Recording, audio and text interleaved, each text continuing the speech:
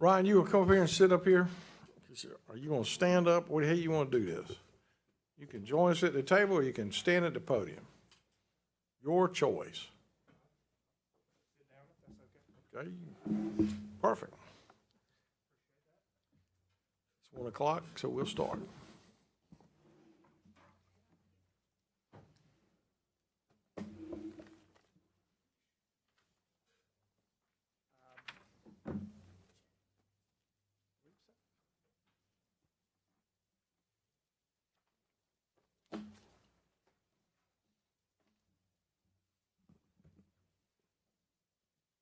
All right, good afternoon, everyone. Or did we have a process to read in? We just got it? Okay, cool. Well, good afternoon, everyone. My name is Ryan Coleman. I'm the Director of Economic Development for the City of Columbia. It's good to be here today to speak with the members of the Economic and Community Development Committee and just share some information as far as what's been going on in economic development. And certainly we are open to having some discussion and getting your feedback on these as well as we're moving into a new year and coming out of a post-COVID environment. Certainly the strategies and things that we need to do, not just as a city department, but as a city as a whole, continue to evolve and need to change. And so I'm going to go through our presentation here, and I'll pause as needed for anything that y'all might have for me. I'm going to start by going through some of our top accomplishments from 2021 to year to date. So I've got a couple of things that we outlined. 2021 was a bit of a lot of the year was flat. I think most people were still in work from home scenario for a good portion of that year, but we did have a pretty significant project with lofts on Lincoln, which came in last year. That was through the Dinerstein Group. That's a $75 million multifamily development project that took advantage of the commercial development incentive program. And so they are building 250 units here down off of Catawba Street. We know that project will generate about $93,000 in taxes annually to the city over the next 10 years. That's with the 50% tax credit. And we'll house about 675 to 700 probably young professionals, and I would imagine there's some college students in there as well. This one was a really good one to work on in that I think the Dinerstein Company brought a lot of public benefit to this by way of some pedestrians, a right-of-way, and some much-needed safety improvements down there on Lincoln Street, which are needed because of the high number of students that cross there. It's right where the Greek Village essentially connects to Granby and Olympia. We also, Right, yeah, that's the city's portion, right?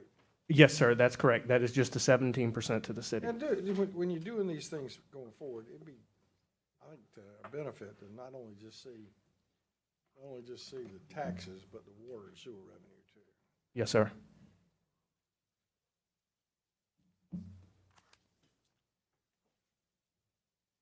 We have probably not run a recent average number of that, but from a historical poll that we did off of the student housing projects that were done in 2014 to 2016, on average, each one of these generates about $250,000 in water, sewer combined to the city. You probably take some historicals and just multiply it by the number of beds. Yes, sir.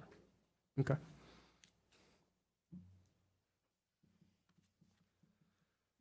Next up, the advancement of commercial development. A lot of the projects that we had essentially worked on and put in the pipeline would actually have moved forward over the past few months. And so projects such as the Standard, which is going on by the Richland County Library, that project actually originally started in about 2014. It took several years to kind of get that across the threshold. That's under development.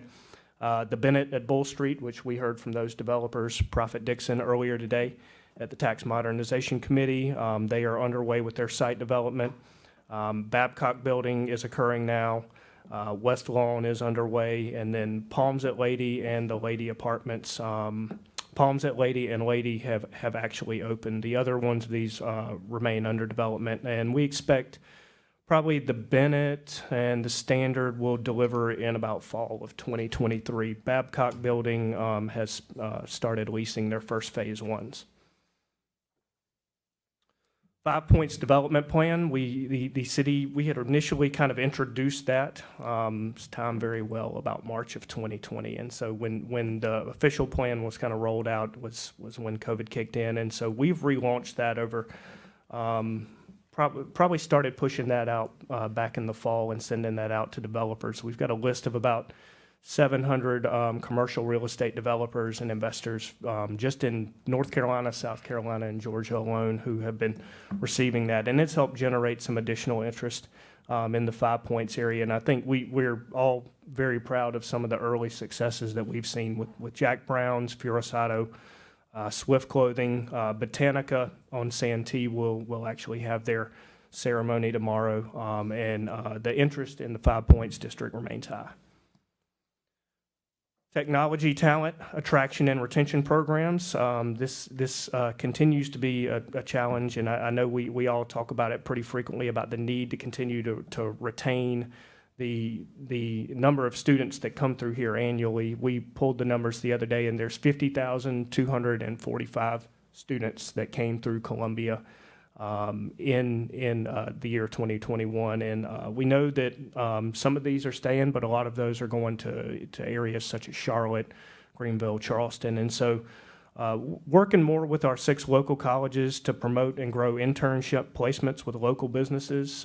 We've done this with some of the insurance technology companies, working directly with the business schools. We've also been working with Richland County and the Central SC Alliance. A new job board was introduced via Central South Carolina Alliance last year, and it promotes local job and internship opportunities in the city of Columbia and the region. And every day, an automated bot goes through Indeed, and it pulls down thousands of job posting and internship opportunities. It scrubs some of them out, and then those things are all listed on the website, startcentralsc.org. You can go there right now and find hundreds of available job opportunities and internships as well. Future work around the talent attraction and retention effort will probably involve some more marketing, and there's been some discussions about possibly bringing in DCI out of Charleston that has a pretty strong track record with doing marketing for talent attraction and retention type programs. And Ryan, just a couple of questions. How long have we been doing that program? Is that a new launch? Yes, ma'am. Okay. And are we kind of able to track how many students are participating and if we're having any success rates? I really like that concept, so I'm hoping that we can see some benefit from it. Yeah, we need to get with Central on that and see kind of what type of traffic that they're getting through the internship placements, and then from some of the advertising side. I mean, we would send things out via social media, or we used to, promoting on the website and sending these opportunities out as well. So we haven't really fixed the back end part where we're getting the actual metrics on who's getting placed. And we need to kind of figure out how to do that, because it's been very interesting just to promote some of these opportunities. It's easier with some companies that put internships on their website. It's very easy to send somebody a link to that. A lot of companies offer internships, but it's through an internal process. And so when you have to get very hands-on with forwarding people directly to HR departments, it gets cumbersome. So.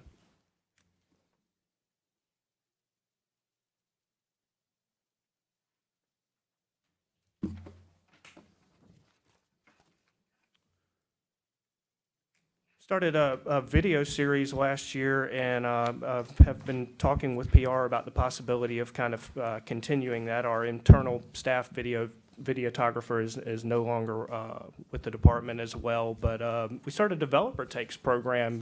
Something that I think is really fascinating about Columbia is we have a lot of developers and investors who do really great projects here. People really don't get to see how the project is developed behind the scenes. And so what we started doing is going in periodically with folks like Richard Burtz or Ben Arnold or Frank Kaysen, to look at a project before they even start to demo and tear things out or build it up. You know, let's take a look at a site. This is what the greenfield looks like, or this is what the rehabilitation looks like on the building, and then kind of go through periodically and check that out, and then talk with the developers and hear about their stories of, you know, what they had to do to bring that project to fruition, and challenges and hurdles that they had to overcome. Working on more continued work on entrepreneurial ecosystem development. You know, this is something that's been occurring a lot, and it's really been led through a partnership with the folks at GrowCo and Chris Hively and Joe Queenan through their Build the Fort program. And the goal here is really to build Columbia's capacity for innovation and technology development. Now, we've got entrepreneurship and founder groups that have been meeting for a while and that do these things, but the goal for this was to really, let's get into technology. Let's get in, you know, to those high-tech positions. Our entrepreneurs are doing great work here, but what we found was we had a gap that entrepreneurs weren't doing a lot in the tech innovation and development space. So people that are really writing code and building new products and apps. And so this has been part of that work, and Joe and Chris are kind of planning to ramp that up with some new co-working space and some programs that they'll be running, and we think they'll be operating that hub out of 5 Points as well. Brought back the Growth Summit in 2021, another, you know, event that had been dormant for a while. The timing worked out pretty well, and so economic development staff worked directly with the GrowCo staff to help bring that back in person. It's probably the largest attended event that they've had to date, and I think building off of the success for that, they're looking at doing it again this year, and it'll be a 2-day-long event. So we are creating a marquee level event that brings external business interest to the city of Columbia. There's no reason for people in Columbia to have to continue to go to conferences in Charleston and Greenville. We want the people from Greenville and Charleston coming here. And what did those numbers look like? I think that they had 350, 375 attend this year, full-day conference. And part of that growth was supported by a $50,000 Relentless Challenge grant that we were able to help get through the Department of Commerce and their Office of Innovation. And they brought the speaker in that wrote, he was very, very good. Jordan, I can't think of his last name right now. Was he the whole 50,000? It was very well done. I mean, this guy was a professor at Penn that wrote, it's interesting, it would be a great book for all of us to read, about the cost of change, meaning, you know, how do you overcome the cost of change, I think is what the book was about. And the cost not being necessarily the dollar amount, but willingness and some things. He was different, he was good. I've got that book. I can get the title and the name for folks. I think they gave everybody that attended. He did. And then just further continue work on the Deloitte Technology Plan initiatives. You know, a lot of these individual efforts in here are things that were derived out of that original plan. The Chris Hively work is certainly a part of that. The building up of the Growth Summit is a part of that as well. Most recently, we had a meeting working with Richland County, SC Tech, and we brought in 25 local executives and CIOs who work in the technology sector, and to talk about where are the gaps in our competitiveness. What are we missing? What are the key areas or in education and training that we're short on? And so we've gotten a feedback from them and are now working on putting together a second session, which will probably be in September of this year, and it will bring those executives back together, and we'll really start to talk about how we address and fulfill those shortfalls. If you're not creating the type of student with the education and coding and the technical background that they need, you know, you're just not going to help continue to grow your tech companies here in Columbia. And that's what we really want to see, is the strengthening of that local, homegrown technology leadership. Moving on to overview of competitiveness of Columbia. talked about a number of these things earlier today. I think, from a structural perspective, Columbia, South Carolina is a very attractive and very competitive city, and we are continuing to grow. But, as we noted in the Tax Modernization Committee, we have certain barriers and limitations that are really limiting our ability to achieve the potential that I know we all can as a city. We are growing, so that's positive. South Carolina continues to be a net in-migration state, but as we've seen, we're growing at a rate that's slower than our peers.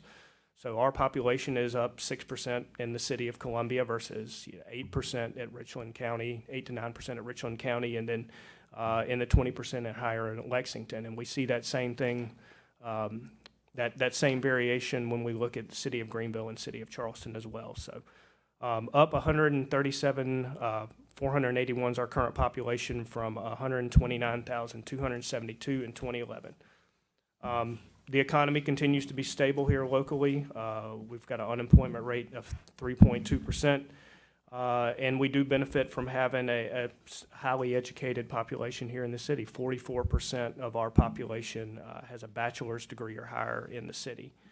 A lot of our work opportunities are in office-related jobs, which would be expected in an urban environment. So 71% of those opportunities are white-collar or office-related. As I mentioned earlier, our college student population in 2021 was 50,245. When you look at the percentage of college population in Columbia, South Carolina versus statewide, we have 21.8% of the college population comes through city of Columbia alone. Over 6,000, close to 7,000 business establishments located in the city. Primary sectors by jobs include public administration. We continue to be heavily leveraged in the governmental sector. Healthcare, social services, followed shortly by banking, finance, and insurance, and then retail is last. Most of our businesses, most every business in Columbia qualifies as a small business, but the large portion of our business, over 87%, are 19 employees and under. We've got a lot of small businesses. I think that gives us a good opportunities to continue to focus on growing those small businesses and help them become bigger businesses as well.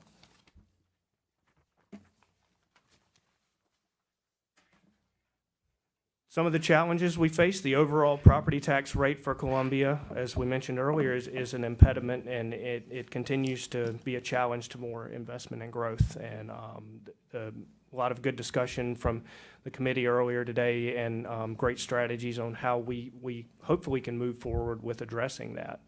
As also mentioned, those costs, they drive up the costs for existing businesses as well, who aren't able to get the same type of economic development deal structures that a new business locating to a city or a county can get. And they create significant financial hurdles for startups as well.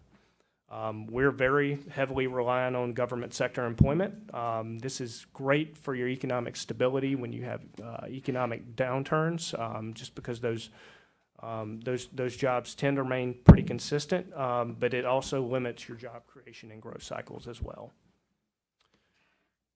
And then, as we've seen, we're lagging some of our in-state peer cities in the amount of downtown multifamily residential opportunities. So we need to see, more growth and development with creating the urban density, with bringing in multifamily apartment developers, and addressing some of the affordable housing needs that we've been talking about recently as well. I want to say off the top of my head, the statistic that I saw recently was that Greenville, Charleston, in downtown apartment units are about 9,000 apiece, and at the city of Columbia, we are only at 3,000. So we're pretty far behind. Taxes, what do you think? I think getting height and vertical development can be challenging as well. We need to make sure that, when developers are looking around town, that it's a very quick, easy, and fast-moving process for them to get the plans in and get those submitted and get approvals as well. We've talked about the tap fees too. I know if they're as substantial as we've looked at, just on small businesses and restaurant and retail, imagine how big that number is for somebody that's coming in and generating that $250,000 in water sewer revenue. Parking requirements play a role? Probably don't hear about that as much. I mean, I won't say it's not an issue. I recall some conversations with the folks at the Standard, where the parking requirements were challenging for them for their lot size. But if it's an issue, it's not one of the ones that we hear up front as much. I mean, I would also wonder the opposite of that, is the fact that we have required in some places these on-site parking rules that makes parking lots more valuable to park cars on. I had a lot on the Pendleton Street. I was getting an 11 cap on the thing for just parking. It made no sense for me to build a building on it. Just curious. And I would ask the city manager, is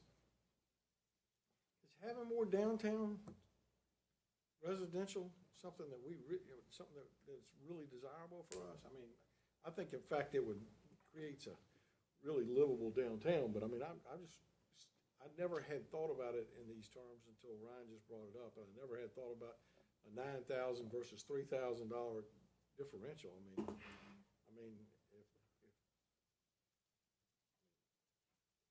this would drive, and we could close that gap, it would drive the restaurant trade, retail trade and everything downtown. I just don't think we talk about it. I'm not talking about it city level. Right. I don't even hear our developers hardly talk about it downtown.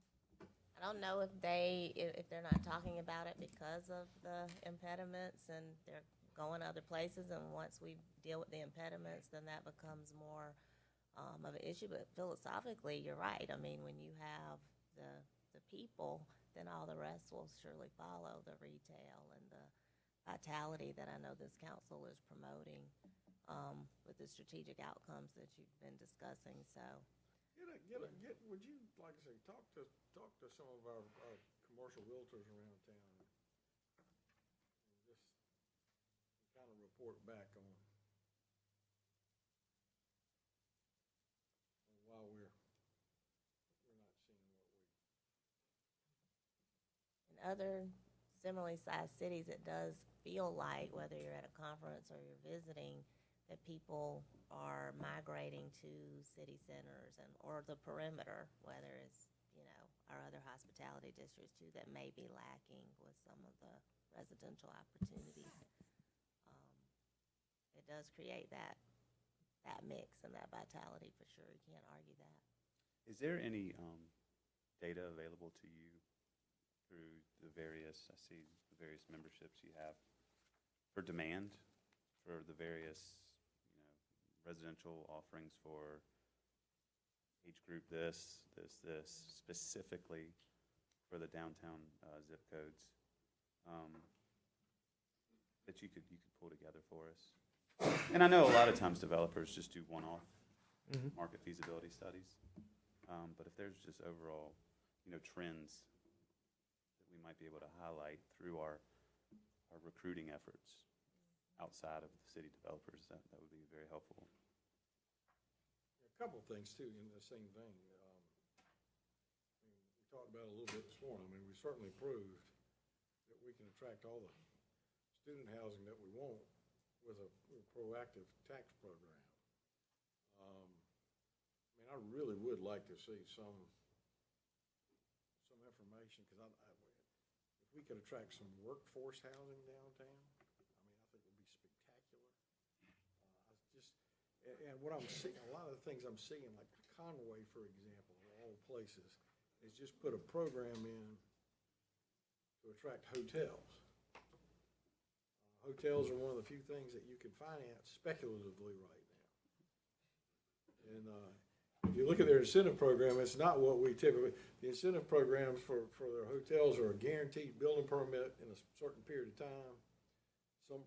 Basically it's the equivalent of our grease trap refund. I mean, it's a lighter, I think it does more to say we want hotels than it does for hotels. Does that make any sense? I'm telling you, downtown apartments, with what we're gonna do with Finley Park and some other things. And I would also share with you, I think if the more positive energy of people you have downtown, the less the homeless situation stands out quite as much. Having been the Secretary of Commerce when the Palmetto Center was on the market, I thought it was the greatest failure I'd ever seen when we couldn't recruit a company to take it over. And now when you look at it in retrospect, putting all those kids on Main Street may be very well what turned the corner. I mean, and now we got another, the Standard, you got the group on Hughie Street. I mean, we get two or three, we need to blend it. Get some workforce housing downtown, get some market rate in the city center. Empty nesters. Then, I mean, yeah, then you get the restaurants. I mean, this could really start. So just come back to the city manager, if you would, on what we need to do to spur that type of thing. And Tina, you got any comments about that? No, honestly, I was sitting here thinking about, I don't know if the numbers would ever work to support workforce housing downtown, to make the deals workable, but I'm guessing it would take a lot of incentives. That is what I was sitting over here pondering. Well, I agree. I mean, but what you like you say, if I think it's a good idea, though, because in other communities, we have this, people don't necessarily want them, but if we set an example downtown of having workforce housing, different places, I think that's a good example to set. I just worry that if it's a workable deal. I understand, but what I'm thinking is if you can look at things like the required parking, and some things that add cost to projects that don't necessarily, really get paid for in rent. If we could, figure those things out, allow density a little bit, maybe it's height. I got to level with you. One of the things that and y'all are going to get tied into some of this as we go forward, I think, is, we're community development and economic development can go hand in hand. I mean, a great example would be the high-rise over on Marion Street that the Housing Authority has. I mean, the former director of the Housing Authority basically shared with me that she didn't think that particular, what it was going to take to put that building back into occupation was probably not going to allow it to be back used as a housing authority type project. How do we look at something like that to turn that into workforce housing? So I mean, it's just, I think we really got to get out of the box on some of these things, and because I do think the more people we can bring to this hub thing it really taught me a lesson. So anyway, I think it showed all of us. We were all like, what are we about to do here? But it ended up being a really good thing. that's what I say. So look, again, and see what the other successes that we're having, or the federal land bank building conversion, the Lady conversion. Now, think about those. What drove those wasn't apartments as much as it was the Bailey bill. yes, sir. So again, I think we're coming down the track with a possible fix on the overall property tax situation. But maybe we need to look at something for like workforce housing or I'm not saying luxury housing by any measure, but some things that we would like to attract in certain places downtown. I mean, if we're going to control who gets the tax break, you can control where they're going to go by where you want to award them. And I mean, think about it. If we could put more population on this end of Main Street, I mean, it could be very positive for these last two or three blocks. Anyway, Yeah, you point can- being is, let's look for opportunities in things like that high-rise on Marion Street. I mean, it's not on the tax rolls today.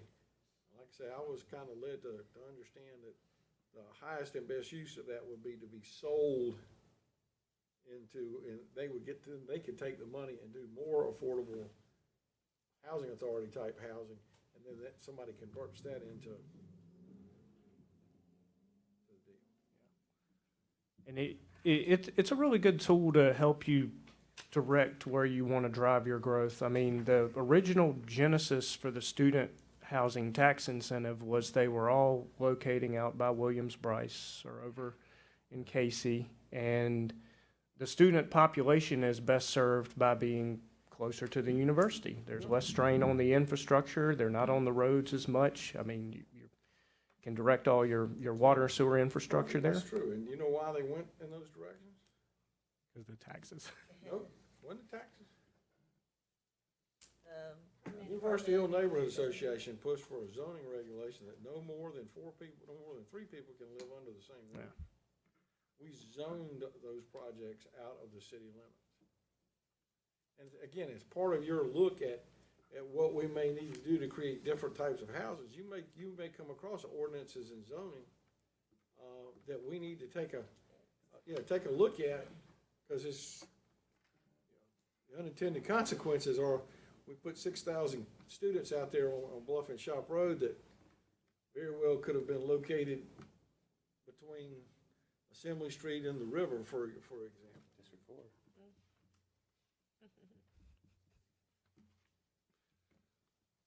Another part is just in the housing downtown, because it's just, this is something that the city manager and I have had some discussions over, that where it's going to land, whether it's in a community development block or an economic development block, is how do we follow up behind these demolition programs where we're doing to get those lots, on the market where we can infill these things? How do we, Ms. Wilson and I have both encountered 2 churches, for example, in the city center of Columbia that probably own, between the 2 of them, some 60 to 70 building lots. How do we make it attractive, and who's going to work with those entities to do these infills? And that's just something I think as we go into next fiscal year, we got to look at, because those are programs we can build them out. They pay for themselves pretty darn quick. We need to be the facilitator. That's right. Okay. Moving on into investment and attraction opportunities. Just go through a list of items got here real quick. First, top of mouth, top of mind today, leveraging the work with the Tax Modernization Committee and the opportunity that, as that comes to fruition, to be able to market that benefit to people externally and really build that pipeline over the next few years to get that outside development and investment interest. Continuing to deepen the focus on the urban recruitment targets, such as restaurant and retail, which we're seeing a tremendous amount of restaurant interest right now, and we want to continue to kind of feed off of that.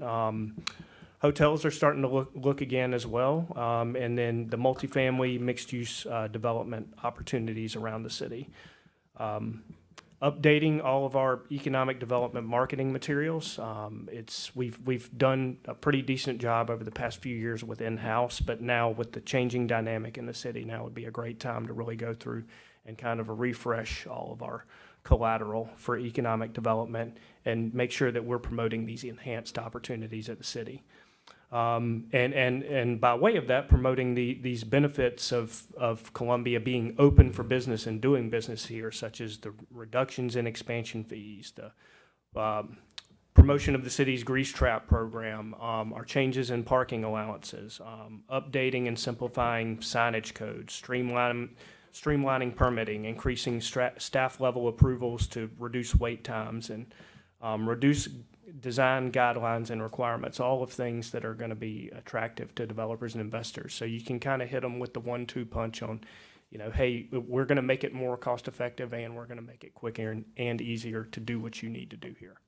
Brian, while you're at that point, because I was actually going to ask for some direction from Mr. Chair and the committee on how we delve into some of these business-friendly items that are really in process. I think that it's timely that you all were doing this overall discussion, but there have been some other things that we've been working on. We talked about it at the retreat, and I think there's a desire to really start pushing out the information on these items, the ones that we can.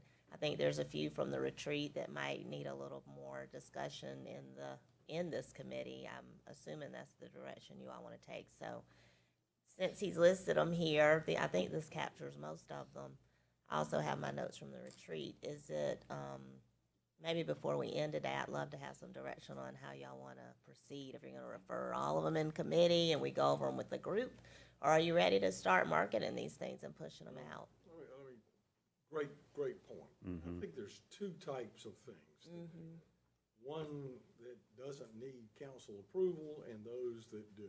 Right. The things that will not need council approval,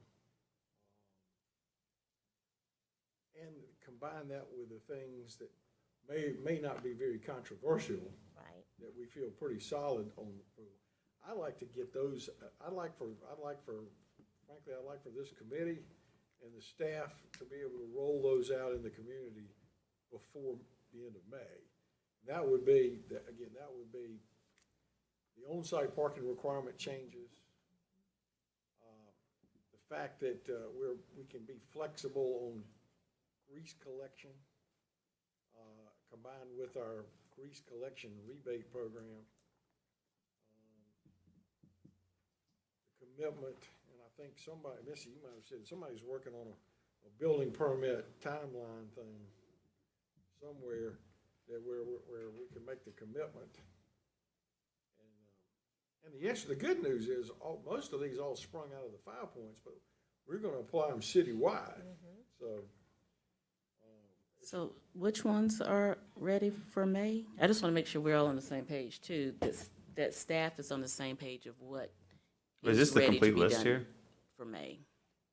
This pretty much addresses the complete list. I think it's in broader terms here than what we talked about with you at the retreat. What we would not do yet, see, the design guidelines Right. has to be an application that's signed. And until that application has been briefed on everybody and it's signed, it's just in the conceptual mode. It's not in the reality mode. That'd be the last bullet, Mr. That will Brennan. and I think very candidly, we're probably looking at that at the earliest September. You just don't get much bang for the buck in Columbia, South Carolina by announcing stuff in June, July, and August. But So go over those, because I missed them, the ones that we feel are comfortable are ready for May. Because I want to make sure that we're all on the same page. I'll tell you, the easiest thing to do on that is, I've sent you a note of what I'm thinking is let's just take that and draft a memo back to the committee. This is These are the where items. we're heading to bring to the market. Because a couple of them, we need to get some collateral material done on. We talked about a fairly easy to understand brochure on on-site parking requirements. We talked about a fairly easy or a little easier thing to learn on grease trap and grease interception. So just so I'm clear, are these new things or we're promoting them more? Some are new, Okay. like the elimination. The big gorilla here is the elimination of the change of use fees on water and sewer primarily for existing buildings that are under a 4-inch meter. And we did that when? It's a staff That's a level staff change. issue. Okay. Yeah, after, kind of hearing, in general terms, this business-friendly model, Right. what can we do to make things better? So that was a staff level change. So has council been, because I don't know, is this, and I might have missed it because y'all know how I am. I don't think so. I think that's Okay. why I'm bringing it up. Okay. How do you, But how some did of it y'all came out of the work? 5 points. The grease trap It program did. was the 5 points driven. It's sort of a hodgepodge of different The things. parking allowances under 5,000 square feet was the 5 points driven. Most of these we've been talking about for 4 or 5 years, and now, and some of them have been in place in 4A, and we're highlighting them. It's, So, kind of in line with what we were talking about at the retreat, I would prefer if we kind of gave council an update of all of them before they go out, just so we're prepared when, if people ask questions, you know, so I can be able to explain it real quick. we would always do that. I just want to make sure. But it's kind of in line with what we were talking about when something comes out, make sure we all know this, so That's we right. feel pretty comfortable. We would always, I mean, this, again, this is an ongoing thing. You gotta, the key has been to figure out what you could do and couldn't do before it came up. And I think we're, like I say, I think we're fairly close on this. I think it's gonna have a positive impact for every area of the city. I mean, one of the things we've talked about in your district, for example, is where we have, you couldn't build a corner store today. I mean, and I think we're. What kind of corner store are you talking about? So I might not want a corner store, but go ahead. Just makes it easier to eliminate food deserts and such, with the grease trap programs, Okay. on-site parking requirements. I mean, historically, if we looked here 2 or 3 years ago, it would have cost a small business maybe $135,000 worth of dead cost to be able to open, and we're trying to get that to where. And in all candor, most everything that you see up there benefits small business more so than it does big business. I don't doubt it. Well, the root of it is that we need to educate citizens and residents of that point exactly. Make it clear. Well, and that's what I'm hoping to do. Once we get to this point, and as we saw today, this morning, that we can get the, if you really, if PR bangs on them and various council members, communicates to it, we can get the commercial real estate folks, in the room. And that's, when we're talking about announcing this thing, we're really not talking about so much as, it would be a press release, but one of the things that the city manager and I have talked about is going back to something we did a long time ago down in 5 Points, and we could do it in a couple of areas where we bring them all in and go over this thing. I think part of our, Ryan, I'll be curious to hear your thoughts on this at some point in time, but part of what we got to do is get our commercial real estate community inspired to go bring capital back into the city. We've done a pretty nice job of showing the world how you grow with recycle your own capital every time. This time we got to get some new money in here. And give them the tools and make sure they understand what these things are. Some really are already in place, but I think you all have had experiences where you're talking to, a business person and they're like, well, I didn't know that, or I didn't, so we've got to. Perfect example was a week ago. I think our best hospitality commercial real estate guy in Colombia was showing a building in the city center and was going over and over about the on-site parking requirements, which frankly had already been waived on that particular size of building. So the prospect was rolling their eyes at having to lease spaces for $2,000 a month above his rent when the fact it didn't exist anymore. So part of the rollout is what the city manager says, education for these folks. So why don't we put together the memo because we pretty much have it, so for you all. And if on the committee level or just to all accounts, I don't know how you want to handle that for the things that are in process or have already been done. Some of them do require text amendments, the parking, right, Missy?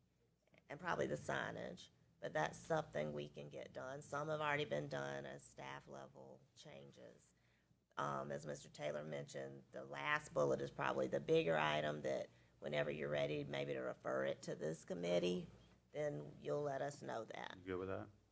Yeah. Okay. And I would say refer it sooner than later. Let's That's right. And start the process for. And there's soft things that we want to start talking about. Yeah. I mean, what Jeff's doing on the business license program.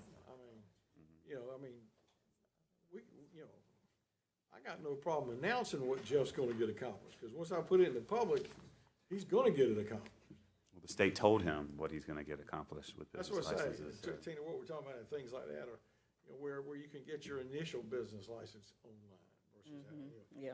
Like I said, a lot of these are really soft things that, But there are things that frustrate be very yeah. meaningful. citizens and small business and entrepreneurs. But yeah. I still write my All right, check. Ryan, we're gonna roll on to the next one. Just- Keep going through.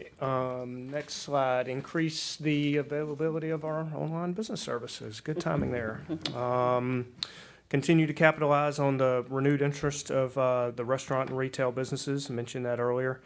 Maintaining the focus on filling our ground level retail spaces. I mentioned 5 points because I do think they still have the heaviest concentration of those, but really in all of our business districts around the city. And I think with the momentum that we've got throughout this year, we're going to see that happen, and we'll probably need to shift into a situation where we're creating new ground level retail spots for people to move in, just looking for kind of like empty tracts of land where we can do smaller developments and get people building some new product. Strengthening. Just a quick question. What do you think that vacancy rate is in 5 points?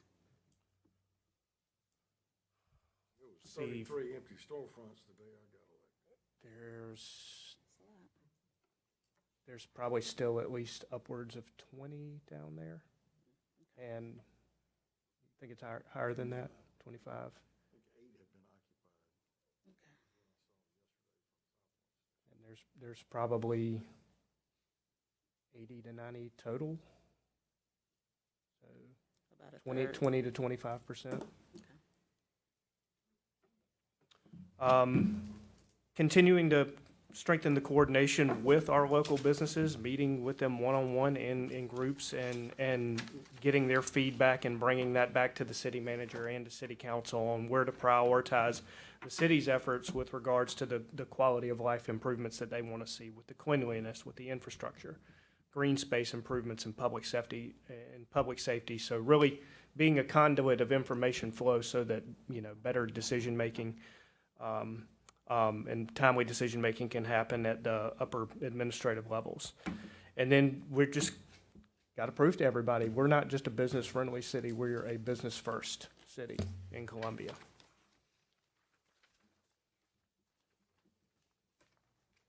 Before you get to that last piece, just a question. On the grants, we're coming and closing in on fiscal year end. I mean, you have grant money available still? Yes, sir. Should we be looking at doing some type of grant money into the Chris Hively, Joe Queenan thing? They really seem to have some very serious momentum. I mean, and I know they're looking for some. They've approached some of us on grant for operating things. Is that something that we ought to take a look at? I wouldn't want to do it out of anything but grant funds if we have a grant fund. Have they approached you, Ryan, directly? I met with Chris and Joe last week, and we met with regards to the GrowCo contract. So we contracted when GrowCo was getting started at a rate of $37.5 per year for a 3-year term. That term is up now. This was before the merger with the Hively and Joe's efforts. I know they've got some new programming that they want to roll out. And we just kind of had a conversation about, A, closing out the current process, and B, what's the likelihood if there's no funding for stuff going forward? Because again, GrowCo's, kind of closed out at this point. What if we remain consistent at 37.5, or if there was extra money available? What would that look like for y'all? So they've got, I think the thing that they said was they've got a Build Better program that's kind of like a small accelerator for businesses that they wanted to For pilot. lack of a timeliness, what would you? Yeah, we'll talk to them. Okay. I know the mayor's got a keen interest in it. Okay.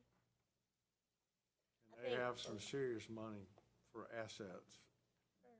in the budget over across the street at the State House, so it could get interesting. And I do think these guys, I mean, I will have to just say, I think they've been able to generate excitement and interest in. Well, and I think it checks off a lot of the boxes of recruiting and retaining talent from all of our colleges. That's what I say. So my point is, as we come down, I hate to see I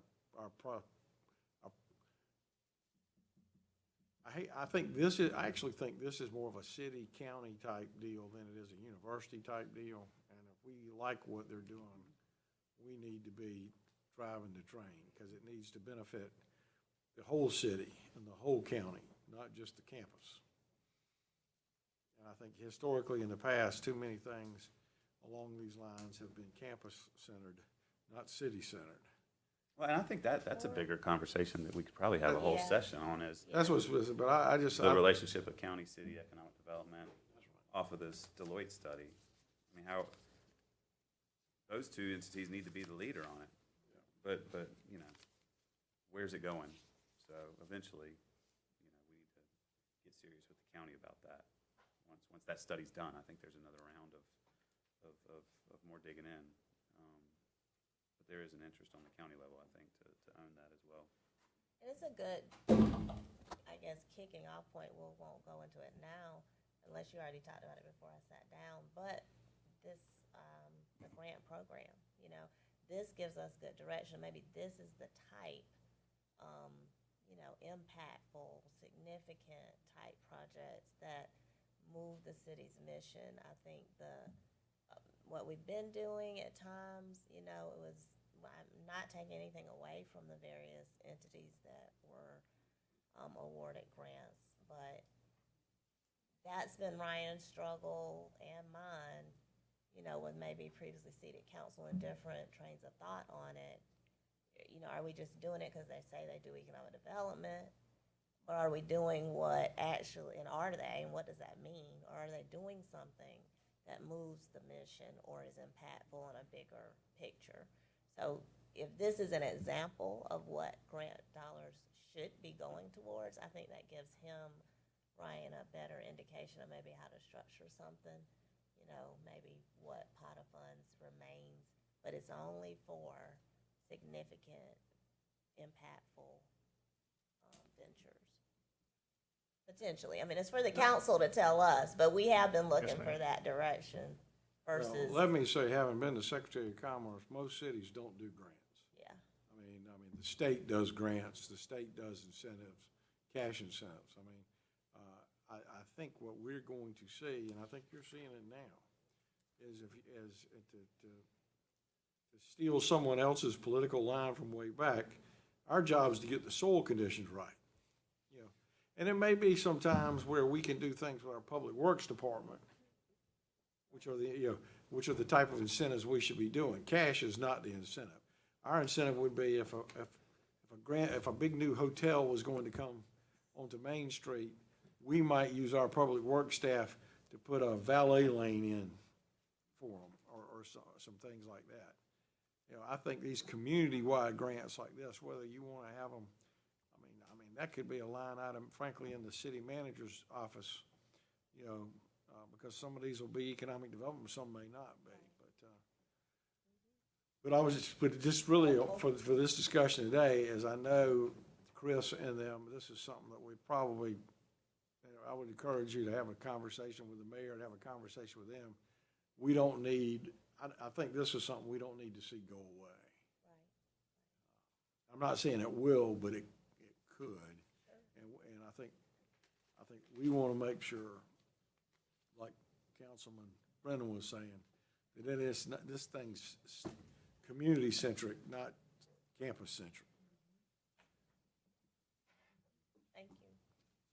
Yeah, Ryan, wrap us up. I will wrap us up. You've got 5 minutes left.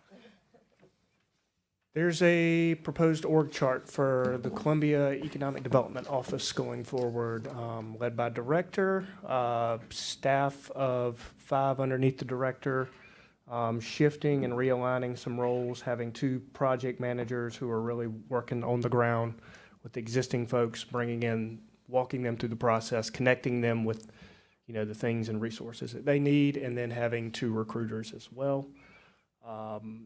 Also have our office manager placed under that, and then utilizing business school interns from our Dartmore School, local business colleges, thinking of maybe 2 or 3 of those a year, being able to rotate some of that young talent in through the office.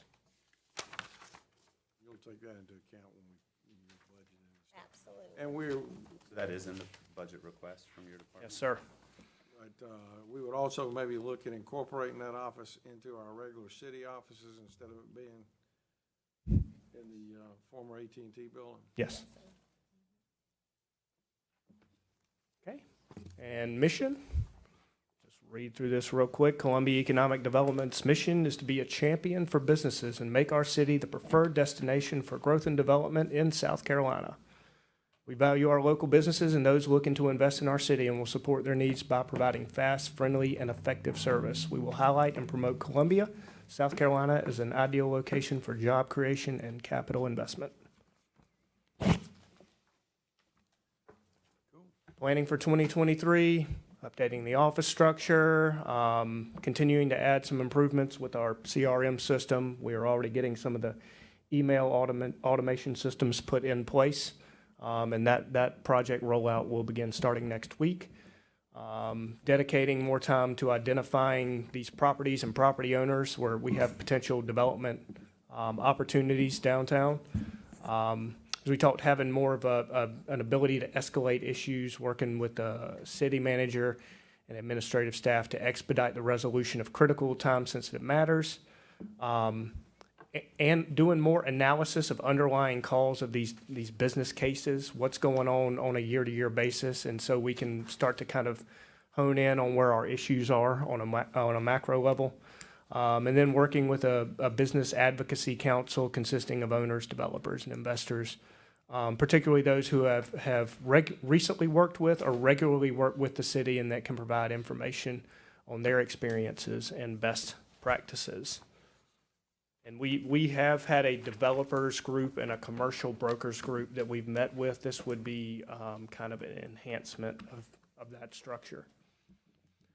Updating strategic and marketing plan for the city of Columbia, focused on our urban economic development targets, updating all the marketing collateral, and then finally, there's just a list of a couple of recruitment opportunities and conferences going on throughout the duration of the year. Most of those are aimed at either retail, hospitality type businesses, some of our insurance, and then developers, investors who typically congregate at the Urban Land Institute conferences. We've made some good contacts there. Is the strategic and marketing plan going to go out for RFQs?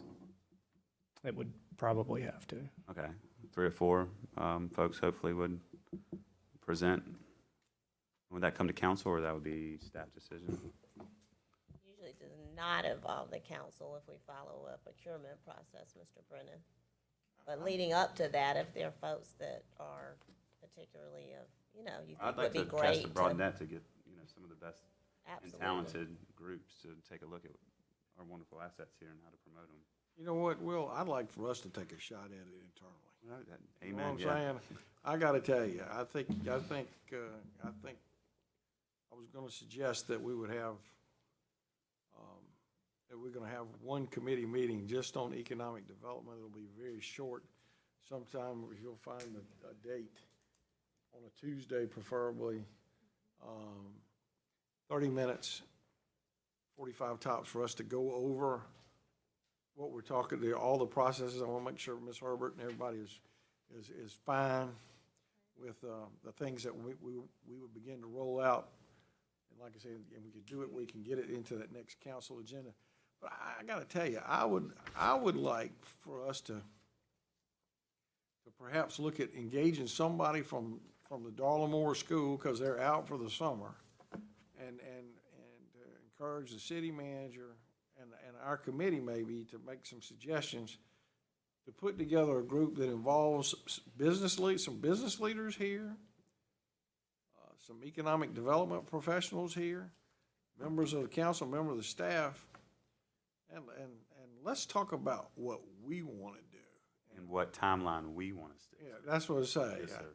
I'm with you on that.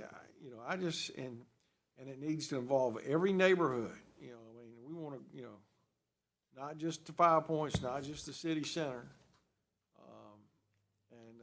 And let's just see if we can't make a run at it before we go hire somebody. I have great confidence in what I think.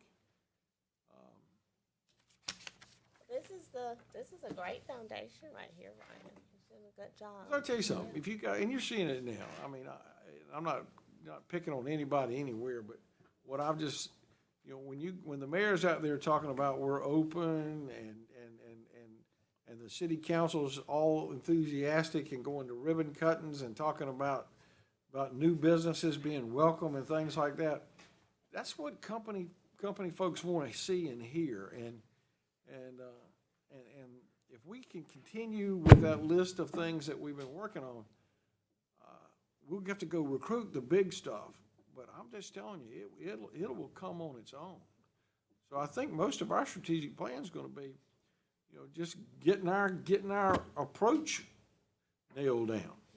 And So just so I'm clear, y'all know I'm always like needing clarity, so we're not gonna put out an RFP to get the strategic plan done. We're gonna put something like a committee together. I would charge the city manager to come on up with an approach. We're happy to help. And let's just see if we can't, see, because here's the other thing that happens. You pay somebody to come do a strategic plan for your city. I mean, the only person that really gets vested in that is the consulting group.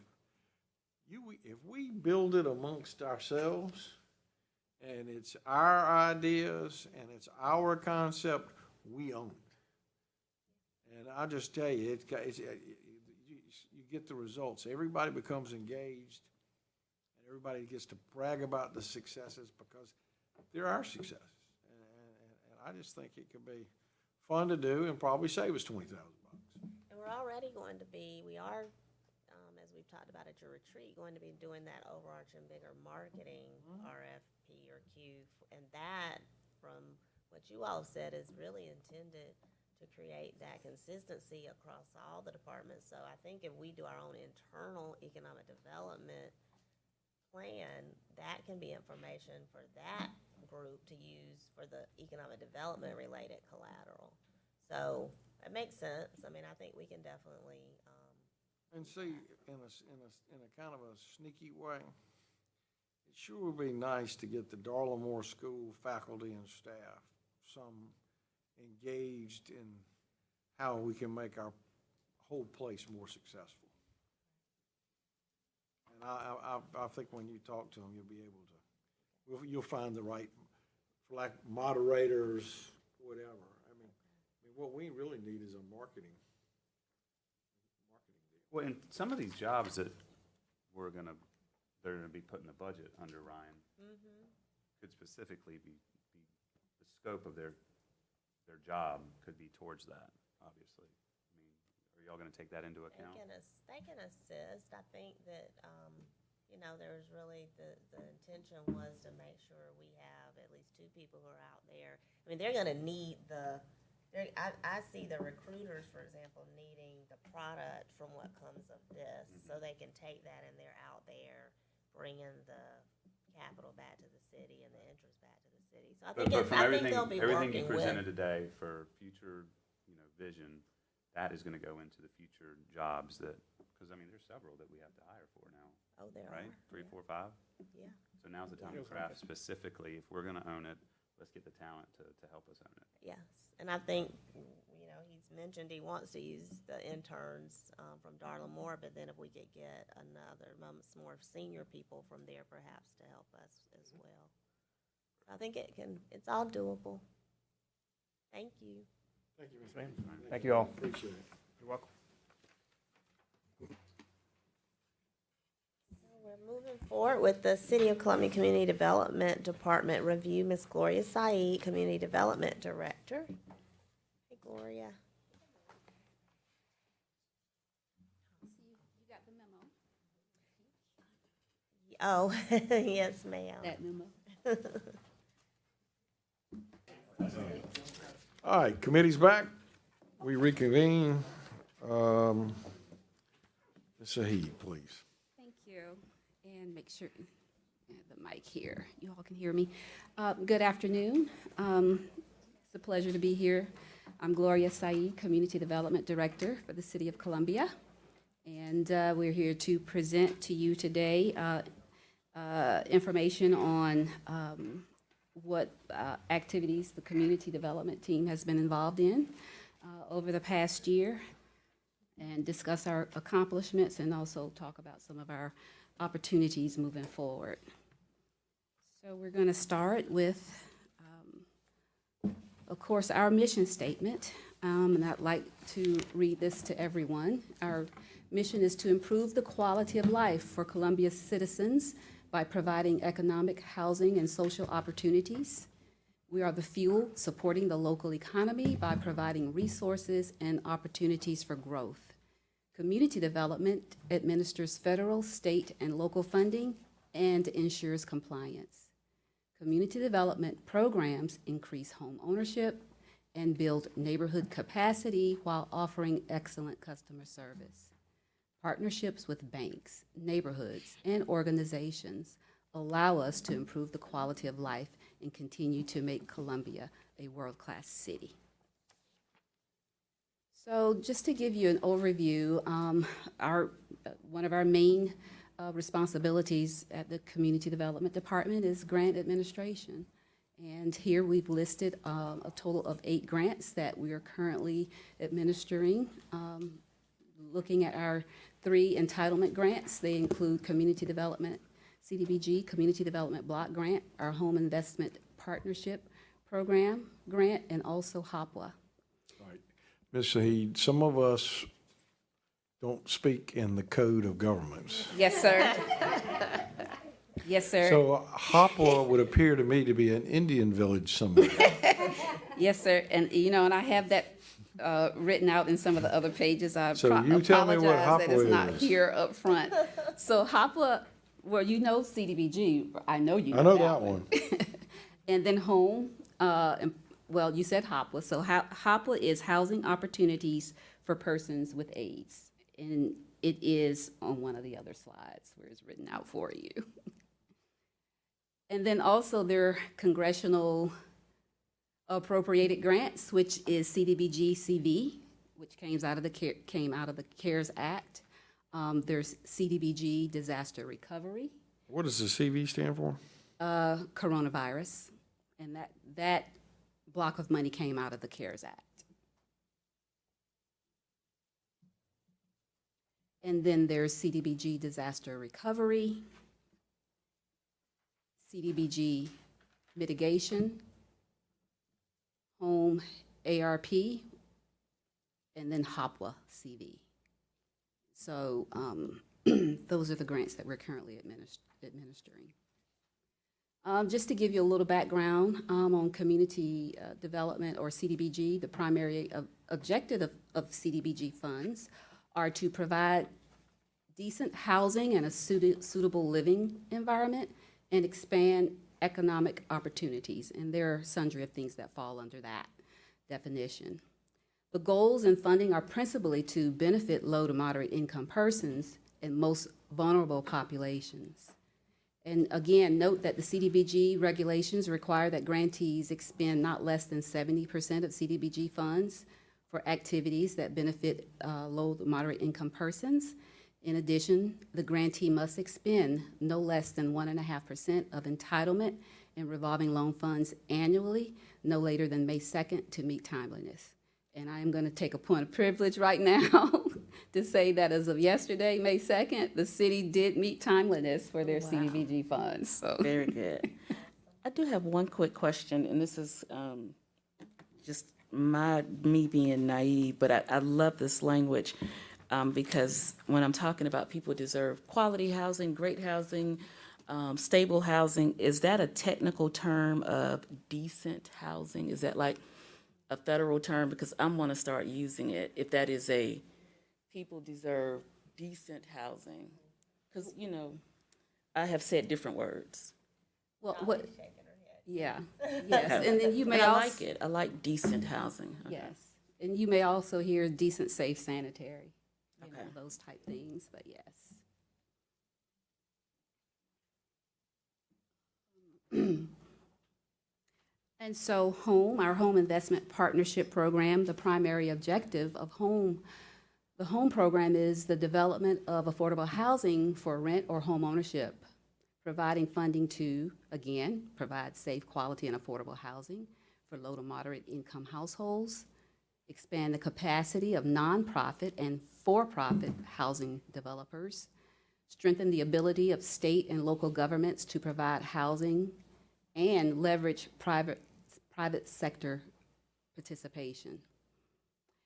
And home regulations also require that the funding assist low to moderate income individuals, which means 80% of the area AMI, and that is provided annually by HUD.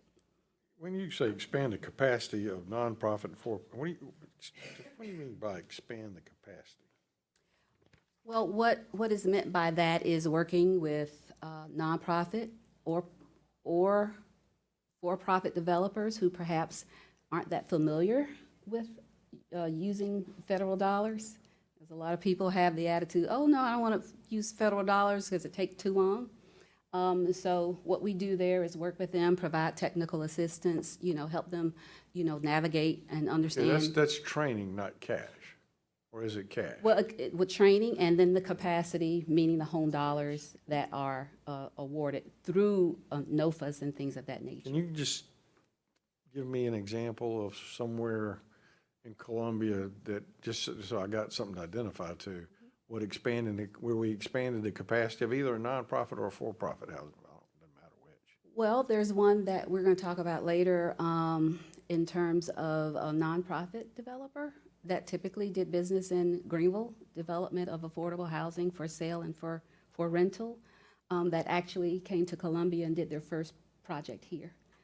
So I do know personally that that particular developer is wanting to expand statewide to create additional So how do we expand them? We recruited them, or we trained them, or we gave them equity money for them?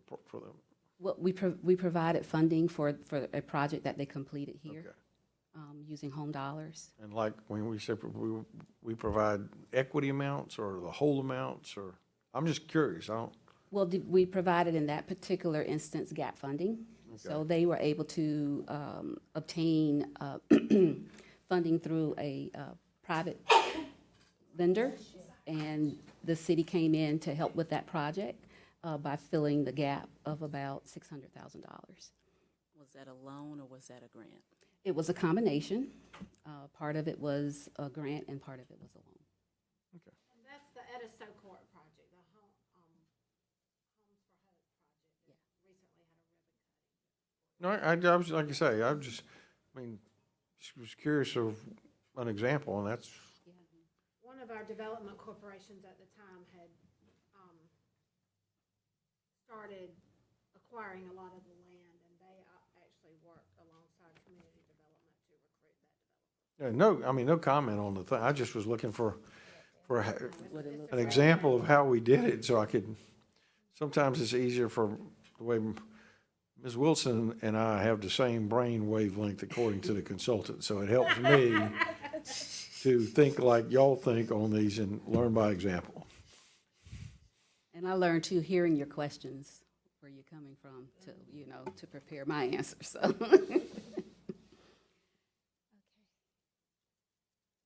So here, we have housing opportunities for persons with AIDS, HOPWA.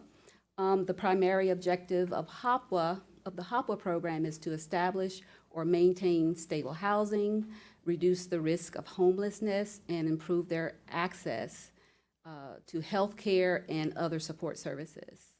And just so you all are aware, the City of Columbia administers HOPWA funding as a formula entitlement for the Columbia eligible metropolitan statistical area, which are the following counties: Calhoun, Fairfield, Kershaw, Lexington, Richland, and Saluda.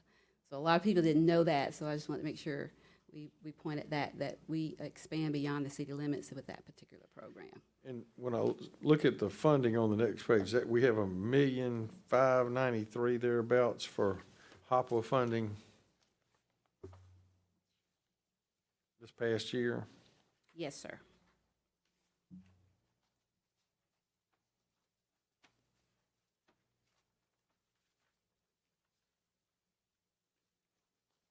Gloria, the entitlement grants, CBDG, Home, and Hopwire, do we, I know they're grants, and we have to apply for them. Do we consistently get them kind of the same ballpark funding every year? Yes, pretty much. Sometimes they do fluctuate a little bit.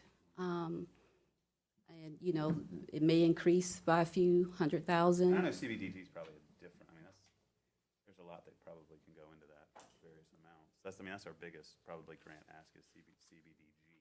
Actually, HOPWA is the larger one that we receive. Really? In What's entitlement. the total of HOPWA? Right here, is it, what, Chairman? Well, just this past year, we received $1,593,000, and, But you see CBDG funding coming through for building fire stations, for example, stuff like that. Is that not CDBG funding? not that, that's Cdbg Mitigation. There's an M on the end of that one. Yes, Okay. Gotcha. yes, sir. So those are kind of one-time asks for, For the Cdbg Mitigation, yes.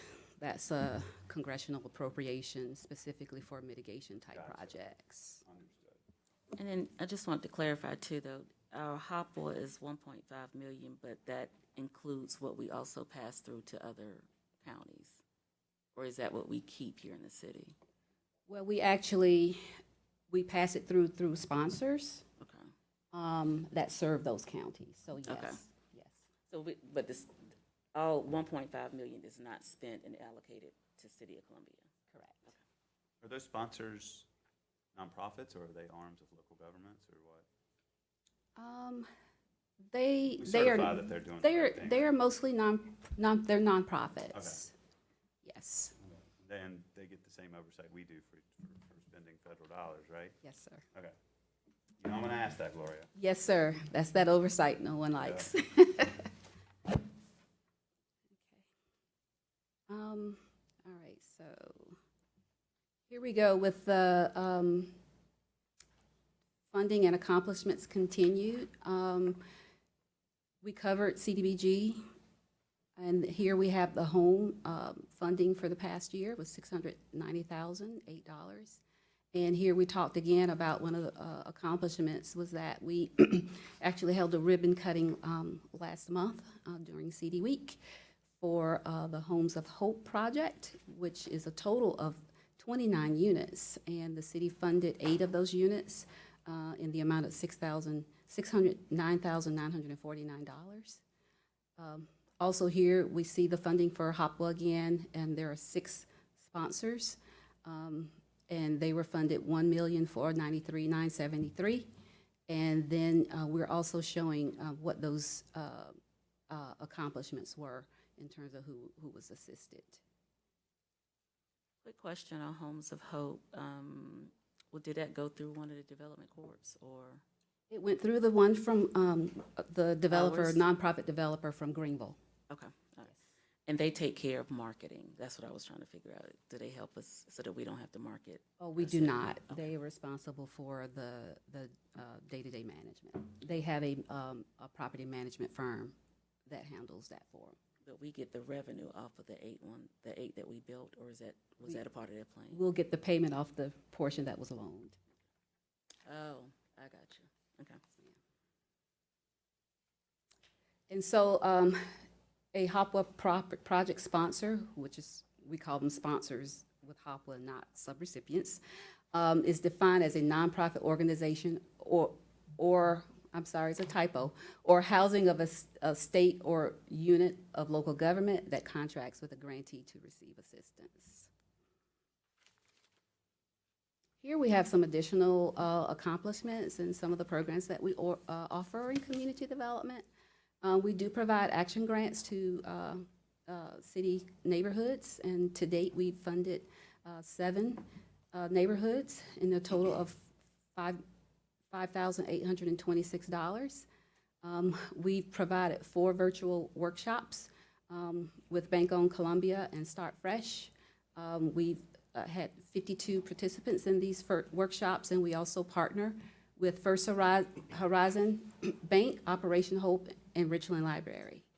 We do realize that we can't do all of these things by ourselves, so having partners to help us reach the populations who are, looking for assistance and training with budgeting and financial type items, credit repair. These folk are very helpful in partnering with us, and we do appreciate it. We also have a Kids Save account, Columbia Kids Saves. This program actually has been suspended for the past year due to COVID, but when the program was started, we were able to get corporate sponsorships in the amount of $15,000. This is not federal money or city money. And these funds are used to match any savings from children at 2 of our elementary schools in Columbia. And to date, it shows that the city has matched $476 and that children have, I didn't put that amount here, but the children have saved about $5,000 so far in their bank accounts. So what's the match? Because I see that the city's year-to-date match is $476. Is it? It's $1. It's $1 for dollar up to $50. So we'll match up to $50. And then we also administer, on behalf of the Columbia Water, the Deborah Christie Customer Assistance Program. And to date, 320 individuals have been served. This program is designed specifically for low and very low income individuals. That's those individuals who are at 50% or below the area AMI. And to date, $106,719.14 has been used to assist Columbia Water customers with need. Just voluntary donations. Yes. Where do they come from? So, I see you're about to answer. Would you like to answer, I do, Missy? and we have the water sewer warranty program that a third party offers to citizens, and part of those funds come back to the city to help replenish this. There's $575,000 in that account? Yes, that's the number that the most recent number that I received.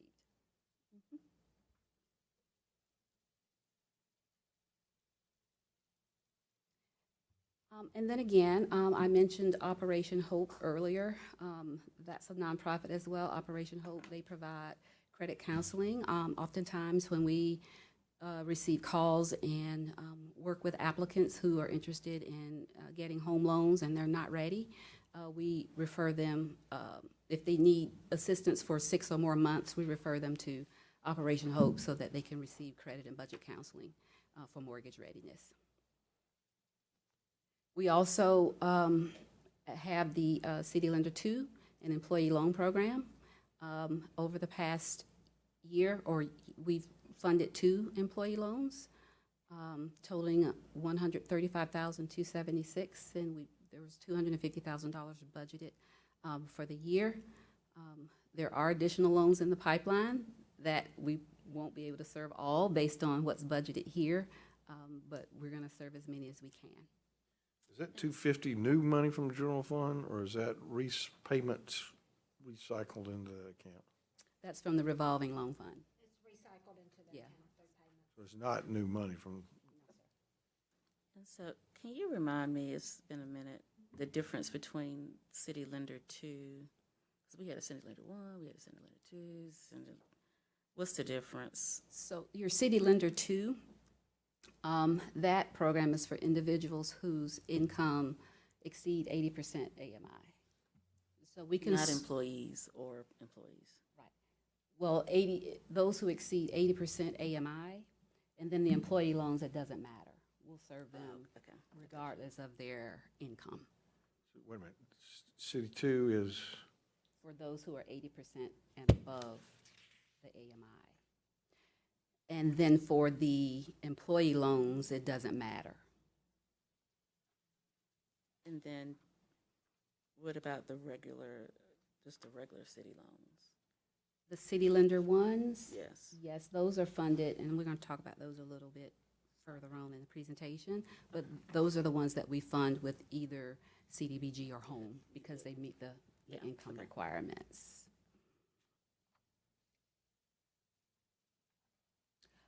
Okay, so here we have the CDBG DR status update. And so just to give you a little background information, the City of Columbia received a congressional allocation for CDBG disaster recovery. The first entitlement was received in 2016, totaling $19,989,000. And then there was a second allocation received in 2017, totaling $6,166,000, which is a total of $26,155,000 for CDBG DR. The initial action plan was approved on January 24th, 2017. And then fast forward, the city transitioned the program back in July 2020 when the decision was made to actually look at getting a different program manager and also a subrecipient. And so the city has selected a new program manager and subrecipient. And once that was done, the program was reevaluated. That has been completed, and the program has been rebooted, and we're moving forward. There are actually construction activities underway as we speak. And also, we recently, the city completed a substantial action plan amendment number 6, and received approval on April 4th, 2021. There is a grant deadline for the completion of this DR grant, and that is January 24th, 2024. And to date, based on what's in the HUD's DRGR system, that's the Disaster Recovery Grant Reporting System, the city has expended $14,037,823, which is 53.7% of the total award. Now, Gloria, I do have a question because this was a time period that I wasn't here. Does that mean that between when we made the change that there was a point where we had no work going because we were switching the consultants? There was a period of time, which also included when we were in the middle of COVID. Okay. So during that transition, there was a period of time. I keep forgetting. It was, and, it was 2020. And so, yes, there was a period of time where, we had to regroup and revamp and reboot. But the new group has been on since April 4th? The new group came on, their agreements were signed at the end of 20, and they began the reevaluation of files and restructuring and things of that nature in January of 2021. And it took quite a bit of work to go through, all of the files and make sure everything was in order, and determining, based on the remaining funds, how we were going to be able to serve those individuals with the most priorities. So here we're just showing you in this frame the accomplishments in various programs, the Elevation program, the HMGP program, the SRRP program, those awards that were made in addition to the Small Business Disaster Recovery Program, as well as 2 multifamily projects that were funded and completed. So where we are today, there are still 2 active programs that we're working within. They're both housing programs. There are CHAP, the Columbia Homeowner Assistance Program, and the Minor Repair Program. And here we're showing what our projections are at this point in time, and based on what was submitted to HUD in the action plan that was recently approved. And so here, just for reference for me, this is what we're saying we're going to do with the remainder of the $26 million. that is correct. Okay. And based on our action plan, we are projecting to have these housing projects completed by the end of the year, barring no unforeseen circumstances like bad weather and things like that, that can cause delays. But our strategy and our timeline is to complete construction of projects by the end of the year. All right, so we're talking about during fiscal 20, or this is calendar 22. This is calendar 22 that I'm So speaking about. calendar 22, we're gonna finish 48 project, 25 plus 23? Yes, that is the projection. And there are 18 that are currently in some phase of construction, currently. 18 of those 48. Yes. You gotta start and finish 23, 24? The reconstructions are being bid in groups, so like 10 will go at a time. So that's the strategy as well. Yes. And it's aggressive, but we felt that was necessary to make sure we can push forward, to make sure we, meet the needs and assist the remaining applicants, in the program. Talk a little bit about the construction management. Sure.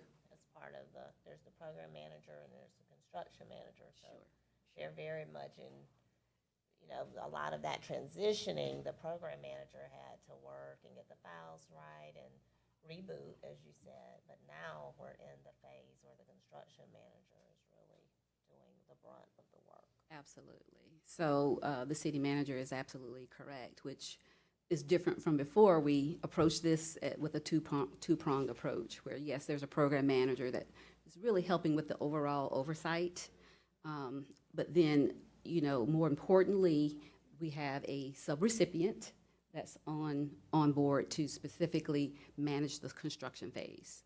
So that is their role Monday through Friday to make sure the construction moves along in a timely manner. And then, Go ahead, Tina. well, now, just for my clarity, so the Columbia Homeowner Assistance Program, the CHAP program, are those the situations where we are demolishing and rebuilding? Is that a distinction? Correct. Some of the CHAP may be rehabbed. Okay, but it's based on the dollar amount that we're spending? Yes, it really is really based on the estimated cost of repairs, so we kind of weigh, does it make more sense depending on the condition of the home just to demolish and rebuild as opposed to rehabbing? And so the homes that we're demolishing and rebuilding, I'm just curious about how much we're investing, because that's investing into, on average, to each of these homes. Yeah, what number's up there? How would I find the average? Total allocated $9.5 million. Do I divide 64 number of applicants into that $9.5 million? No, sir. Divide the project completed into So projects, 34 into 9.4. You want to talk about how our construction manager does that and the average he's come up with? And a lot of it has to do with the market and. Exactly. And actually, to Ms. Wilson's point, when the estimates were initially done and we gave the presentation last year to council, we used an estimate of $190,000 per unit, okay? But that has fluctuated some due to the current state of the economy. That's an all-in number. Right. All-in number, not just building a house, but you have to relocate the. Right. We'll talk about that. Yeah. So that the 190 is an all-in number, because some of the applicants require temporary relocation, and also many of the houses, because of the age, require some type of environmental remediation due to lead-based paint and in some cases asbestos. So we used initially 190,000. But that does fluctuate depending on, the cost of, supplies. There's been some shortages with labor and things of that nature, where the numbers may fluctuate, but at the end of the day, this is our goal and this is our strategy. This is what we're trying to reach. So the new average is $270,000 instead of 190. Yeah, it is higher. I think the last one I saw was around 250. But they're constantly reevaluating and looking at the cost structure to see, you know, how costs are moving. So, I mean, are these complete rebuilds, or are these sections of the house? I mean, what a lot of money for one. it And is. I understand the relocation component of it, you Sure. know, all that, and the cost money to do another Yeah. budget update. Well, you know, one of the things that we have found, you know, in doing the projects where individuals, their homes did sustain storm damage, but there are some things in the house where there was deferred maintenance, and that will, in some cases, speak to safety, and sanitary, and housing, for housing. So those are some of the things that have to be mitigated as well. And so that's why you'll see a fluctuation in cost. So is the homeowner allowed to find their own contractor to fix it? No, sir. They have to go through the approved contractor that comes along with this. Yes. So, yes, sir. So in this structure is designed where the subrecipient for construction, which is SBP, they have the contract with the contractor. And we found that that works a lot easier and a lot smoother, because a lot of our applicants are senior citizens. And then oftentimes too, after, you know, the repairs are completed, you know, it's a lot of responsibility to leave it on the homeowner to call a contractor back. So the subrecipient has taken on all that responsibility. Is one of the, I guess, closeouts of this program a survey from the user? That the person's house that we helped rebuild, getting feedback from them on process for us to know how we can do better in the future? The city hasn't put that in place, but I do know that SBP is doing that, the subrecipient, but that could be something. The contractor is Yes, doing that? they are doing that. I mean, so that's something we can certainly do. I have 4 questions. First one, just going to that. So the subrecipient gets to do a survey on the subrecipient's performance. I found out they were, because someone said, hey, we got questions, and, you know, about how the subrecipient is performing. $276,000. I mean, we could buy everybody a new house. I mean, to me, that just seems. I think we've learned some things through this process. You know, at the end of the day, you know, when the programs were initially designed, it was for rehab and reconstruction. It wasn't for, you know, HUD has names for every single thing. It wasn't for acquisition. I understand, and but it would you be know, to move them interesting to somewhere look and else. see what these houses were assessed at before October of 2015, Mm-hmm. and what they're gonna be assessed at after we spend that. And I realize some will be more and some will be less. Yeah. But after we spent $276,000 on them, I mean, that's just different. What happens if we don't finish by April 1st, 2022? Can I ask one quick I mean, question? huh? No, can I ask a question going back to your first question? And that's 277 pure expenses? I mean, are we talking about, are there some administrative costs in there? Is that the full budget? But are you saying 277 into each construction project? So that includes relocation, that includes lead-based paint, abatement, and yes, it also, I'm just trying to put as much in there. yeah. Not really. It also includes activity delivery, which is what it costs to pay the Okay. subrecipient, and Does that make the sense? So total number includes all that. that 277 is not just the money put into the home, but it's some of that extra stuff. I'm just checking. 277 is what it costs all in to put somebody back in their house. It can cost up to that, yes, on average. All right, now when, I said 22, we're saying now with our extension or our recent improvement, when will we be through with this program? Okay. So the grant expiration date is January 2024. That's when we must be complete and closed out. We're projecting here that although construction will be completed by the end of '22, but there's still going to be a closeout phase. Yes, sir. And what happens if you run out of money?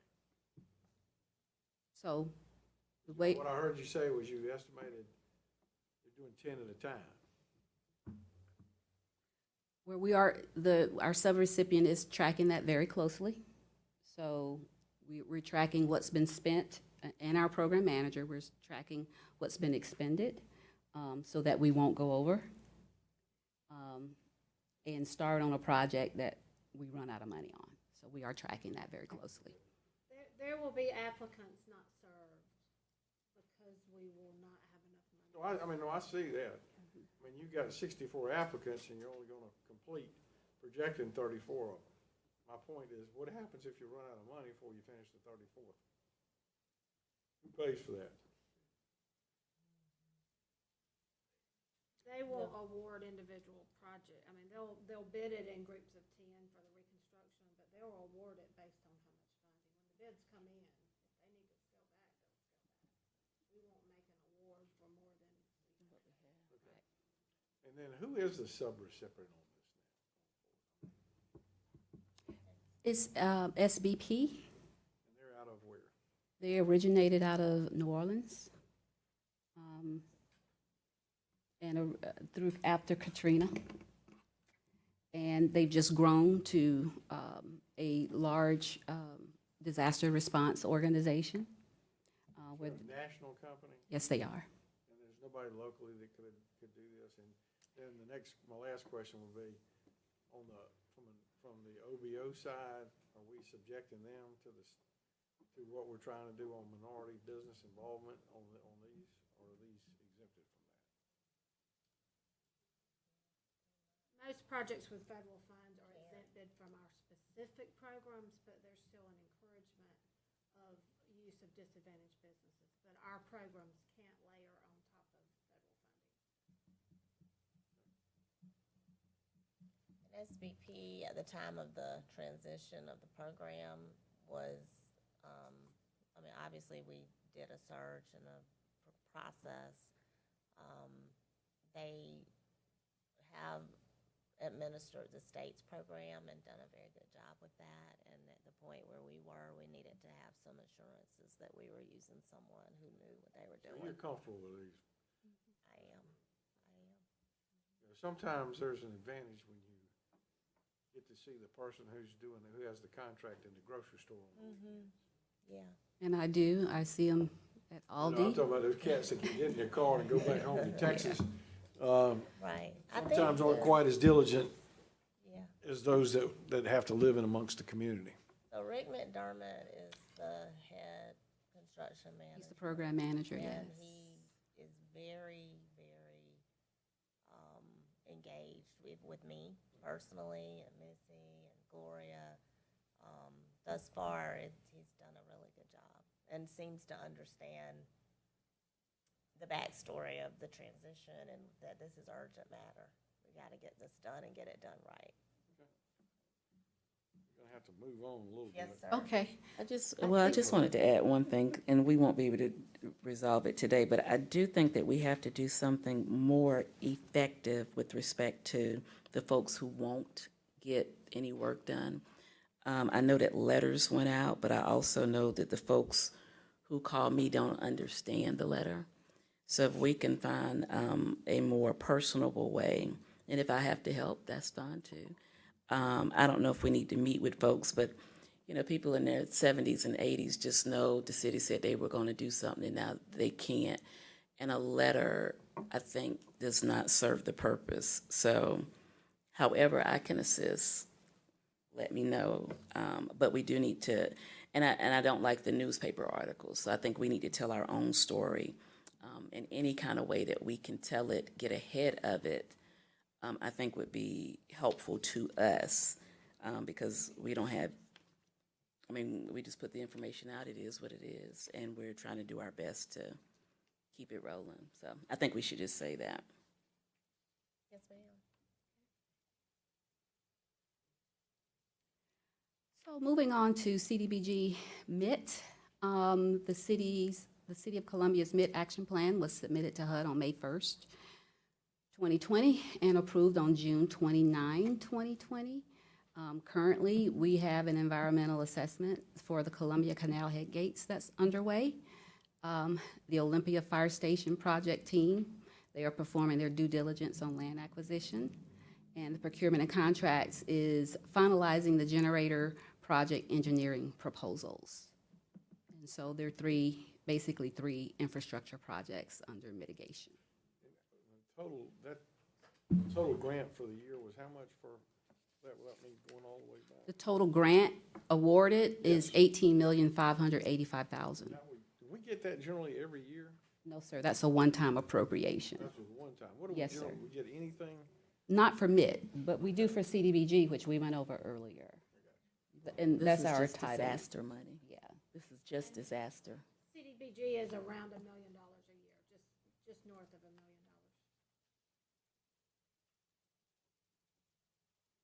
million. This is a 12-year grant. The grant period ends June 29, 2032, and HUD requires that 50% of the funds must be expended in 6 years and 100% in 12 years. What are planning activities? The planning, oversight, and monitoring, that's what's set aside for any admin, any costs that would need to be charged for any type plans that, may have to take place. This is where we charge for any action plan work that's done. That's what that particular category includes. What's the administration for that? Administration covers the oversight and the monitoring. That covers any of the staff salaries. That's covered also under planning. I'm sorry, forgive me. Administration is for staff salaries over the 12-year period. And then the planning activities, again, is for planning, oversight, and monitoring. By third parties? Or by staff? Yes. I think that should have been broken down in two different lines, Councilman Taylor, where the oversight and monitoring should have been on the administration line. I'm sorry. Okay. But that is a good question. I'm glad you caught that. And so the 1.7 million, are we normally paying that out to a third party? I think that's what Joe was asking. It would be if there are any cost in that area. I can tell you I do not anticipate that the planning costs for this grant is going to be that much. So there could potentially be some funding that could be reallocated to another line item. And it's likely that we'll need it in one of those three projects. And just out of curiosity, I mean, just so because I wasn't here, how are those projects selected?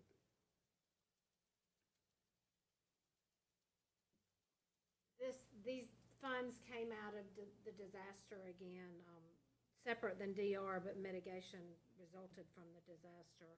The Olympia Fire Station project has been a project on our list for many, many, many years with a lot of public and council support.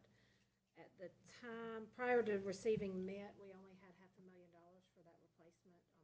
I guess staff and council agreed that this was a good opportunity to fund a project. I don't know if you're familiar with that fire station, but it's not something that I'm you'd just be proud curious. of. I wasn't here. I just wonder how. The generator project, again, that's a generator for our Fleet Services Department and our CPD headquarters. Just recognition that those were projects that are pretty critical in nature and could be supported by MIT. And then the head gates and lock gate repair, that's the upstream end of the canal. Originally, we had wanted to put that in as the canal embankment project, but FEMA declined that after lots of back and forth.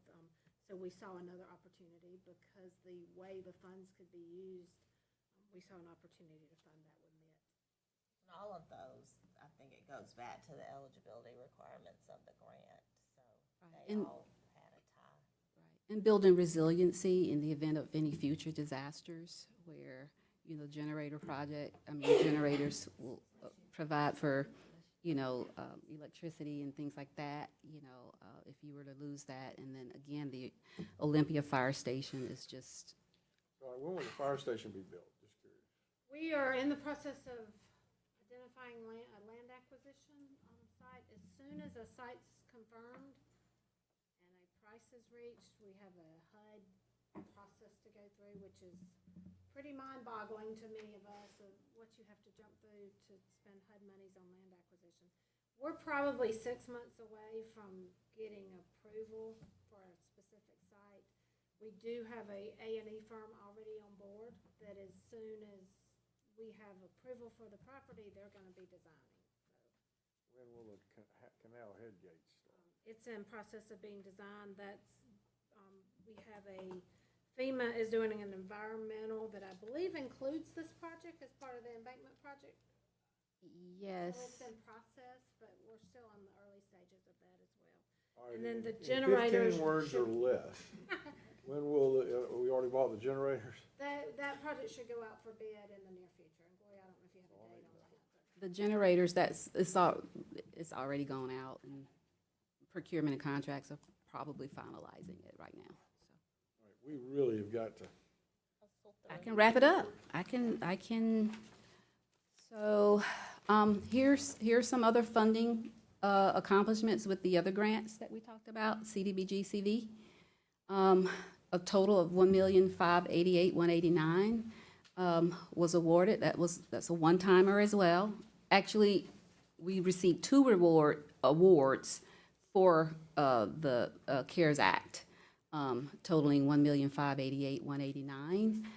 You can see here what we've awarded thus far, but we will be looking at some other opportunities to utilize the remaining funds for eligible projects. We also have the HOPWA CV dollars, and you can see here where we've served 40 individuals there. And I'm kind of jumping around, but you can see how many we served under CB. When you say CBs. served, is that for housing or for what? Yes, sir. They We have received. $5,000 an individual here and $5,000 an individual earlier. I'm sorry. Where did you see the 5,000? I think 40 into 220. Oh, well, you know, this is for rental assistance. So For rental assistance. yes, sir. And that's what it's for short-term rental, mortgage, and utility assistance. So 40 people were assisted there. And that amount varies. And then also 40 individuals provided supportive services.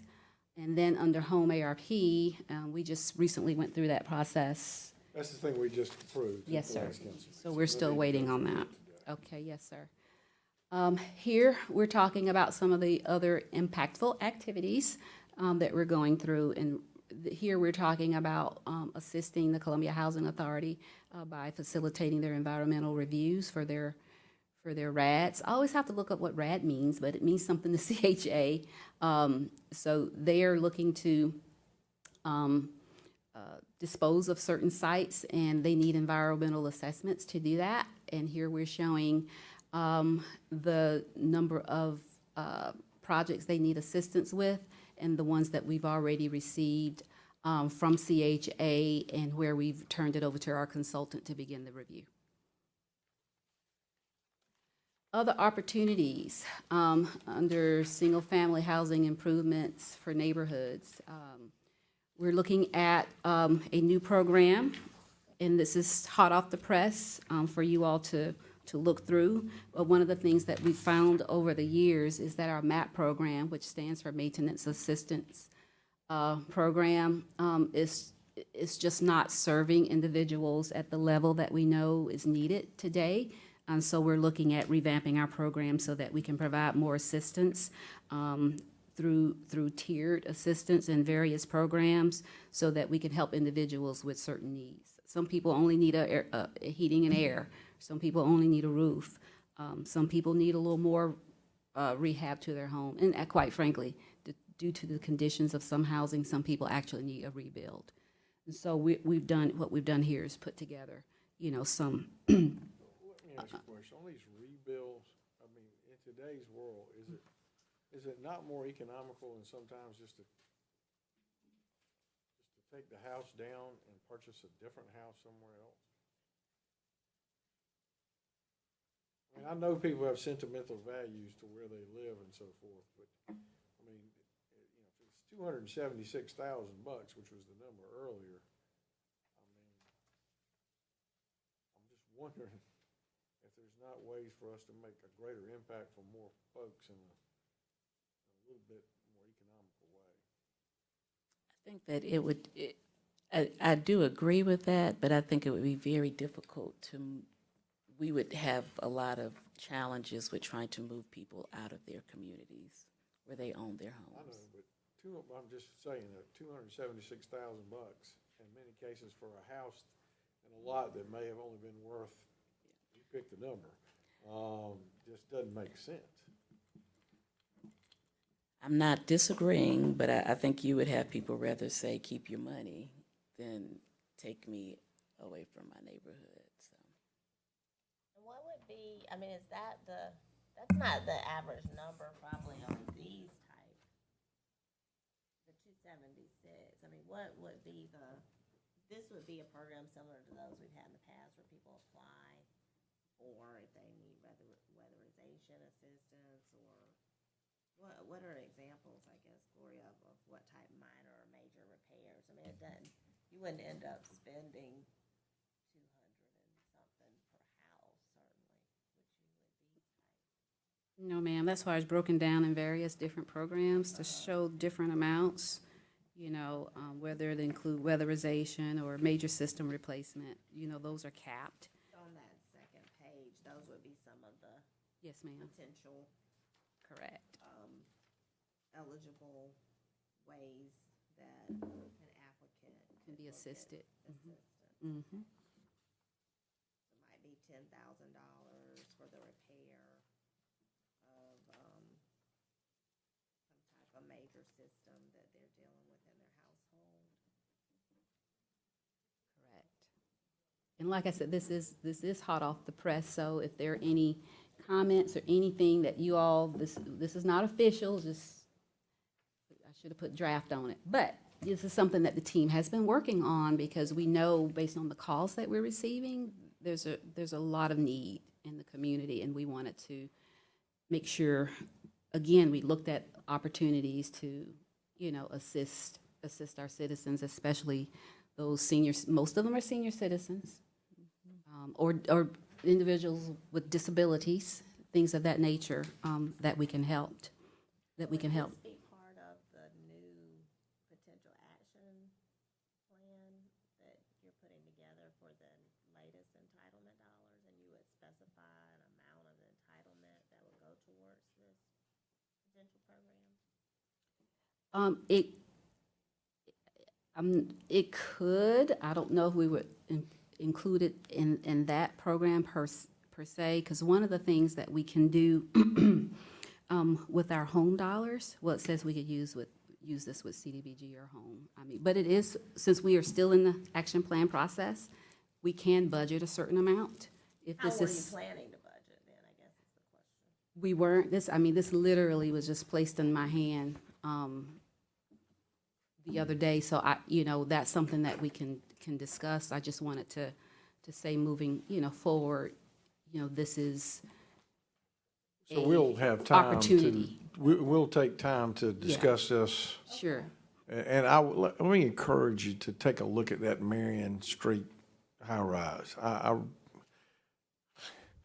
don't want to board it up high-rise in downtown Columbia. And I think we need to engage, I really do think you need to engage with the Columbia Housing Authority.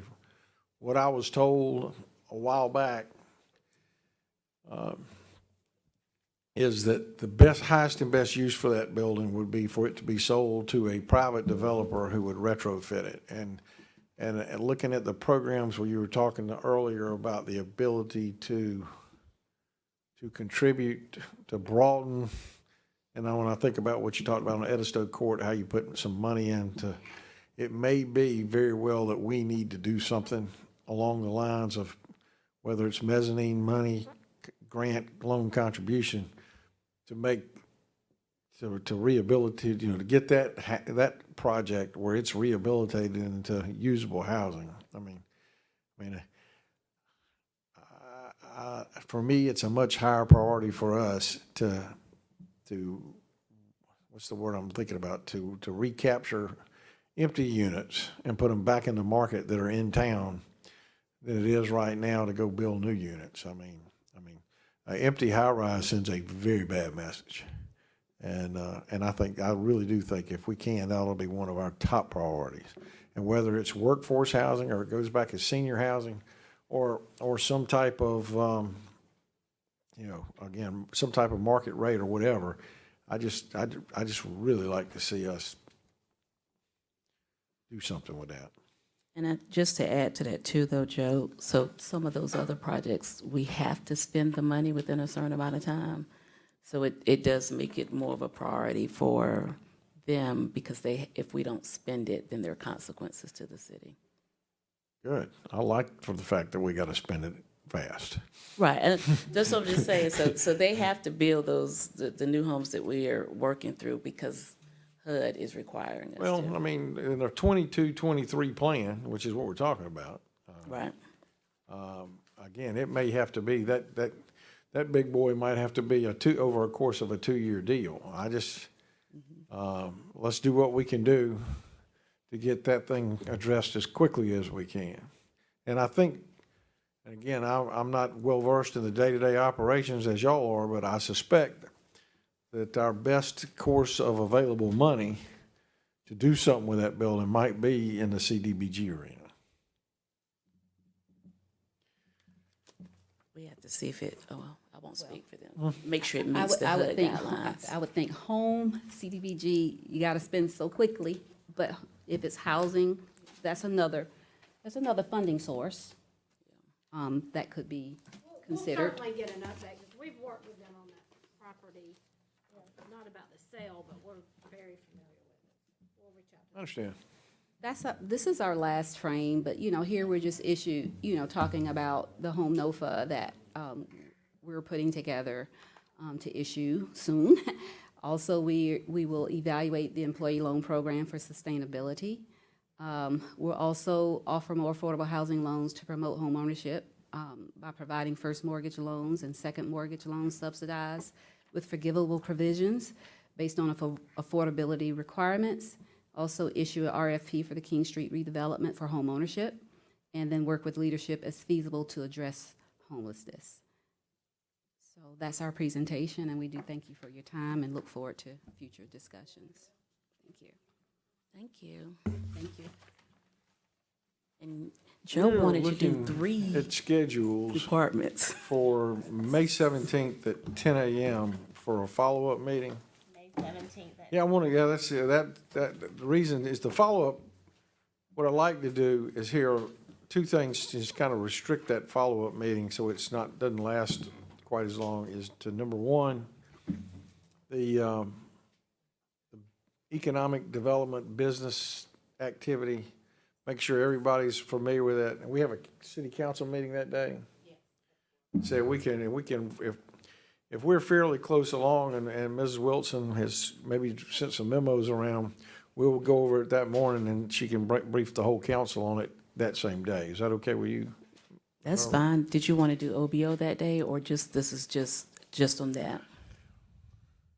I'm just asking. If you want OBO that day, we can do that. We can do it that day. I would like to come back and and I'd like to challenge you guys to look at that Marion Street project as you're thinking about that budget and see, and maybe have just a brief conversation with the housing authority just to see what we can do on that.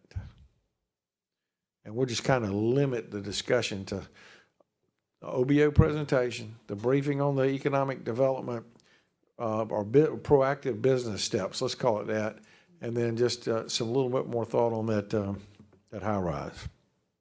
We agree with that, Ms. Herbert? Sounds good to me. You want, okay? May 17th. 10 a.m.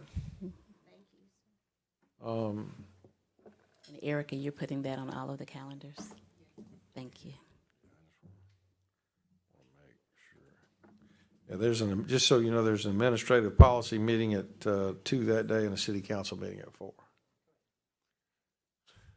Ms. Herbert is training us all to schedule everything for Tuesdays. It's killing me too, just so you know. Well, here's the question. I mean, we don't have Mr. Duvall or Mr. McDowell. I mean, we could do this one earlier in the morning and not mess up the morning and the afternoon. Or we can move them all to the afternoon. I mean, I think they have to have time to turn things over. It's fine. 10 and 2. We'll make it work. okay. I think we gotta get past this first tranche of meetings and get in a better cycle. It is. All right. Well, if that's the case, any other things you would like to discuss today? We discussed everything without Will. Melissa wanted to plug small business. I did. I just wanted to make sure everyone knows about Small Business Week on Thursday. Just let us know if you're planning on attending. I know Shanique has been contacted. We do have 4 more small businesses that we want to highlight. We'd love to have you all present to give them the proclamation. Thank you, Melissa. I will be there, Melissa.